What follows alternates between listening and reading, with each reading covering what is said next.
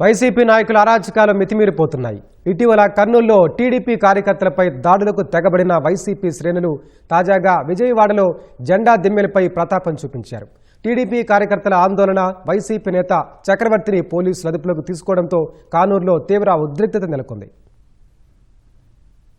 విజయవాడ కానూరులో దిమ్మె రాజకీయం తీవ్ర ఉద్రిక్తతకు దారితీసింది. టీడీపీ జెండా దిమ్మెను వైసీపీ వర్గీయులు కూల్చేశారు. తీవ్ర ఆగ్రహంతో టీడీపీ శ్రేణులు కానూరులో రోడ్లపైకొచ్చారు. దిమ్మె కూల్చడంపై మండిపడ్డారు. వెంటనే స్పందించిన పోలీసులు వైసీపీ నియోజకవర్గ ఇన్ఛార్జి చక్రవర్తిని గృహ నిర్బంధం చేశారు. తర్వాత కూడా టీడీపీ కార్యకర్తలు ఆందోళన కొనసాగించారు. ఈ పరిస్థితిలో చక్రవర్తిని గన్నవరం మీదుగా హనుమాన్ జంక్షన్ పోలీస్ స్టేషన్ కు, అక్కడి నుంచి నందివాడ ఠాణాకు తరలించారు.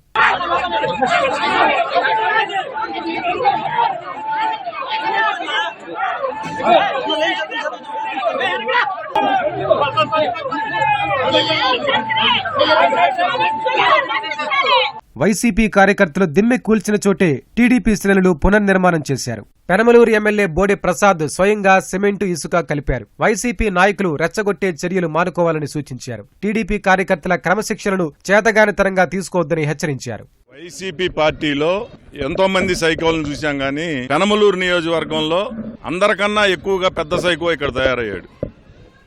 మొదటి నుంచి కూడా రెచ్చగొట్టడం, ఒక శాసనసభ్యుడని కూడా లేకుండా అగౌరవంగా మా మీద దూషించటం ఓపిక పట్టాం. ఇక్కడ ఎప్పటి నుంచో 82 నుంచి తెలుగుదేశం పార్టీ స్తూపం ఇక్కడ ఉంది. అలాంటి దీన్ని ధ్వంసం చేయడమే కాకుండా రెచ్చగొట్టేటట్టు నేను పగలగొడతాను అంటే ఓర్పుకి సహనానికి కూడా ఒక హద్దు ఉంటది. ఇప్పుడు మా కార్యకర్తల్ని నేను వెళ్ళి అంతు చూడనంటే రోడ్డు మీద గిడిచి కొడతారు.